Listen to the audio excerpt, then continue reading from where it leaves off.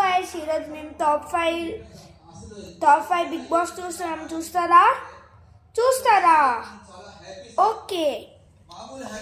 గౌతమ్ విన్నావు కదా? Yes sir. Very good. 8th week నుంచి ఏదైతే ఆటను మార్చుకొని స్టాండ్ అయ్యాడో సార్, నెక్స్ట్ లెవెల్ సార్. అసలు మనం మాట్లాడుతున్నా మనం చెప్పాల్సింది చెప్పేయడం అనే తత్వం నాన్నగారి దగ్గర నుంచి వచ్చింది. నీకు అక్కడి నుంచే వచ్చింది. ఇప్పుడు అర్థమైంది నాకు. ఎవరు ఏం మాట్లాడుతున్నా మనకు అనవసరం, మనం చెప్పాల్సింది చెప్పేయాలి. మ్యానుఫ్యాక్చరింగ్. మా అబ్బాయి పర్సనాలిటీ చాలా డెవలప్ చేశారు. బిగ్ బాస్ అనేది పర్సనాలిటీ షో.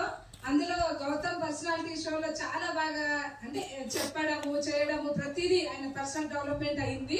ఒకటి మాత్రం జాగ్రత్త అని చెప్పండి, అక్క సహోదరి అని మాట్లాడద్దని చెప్పండి. Okay Gautam sir. Nice. Thank you sir. Nikhil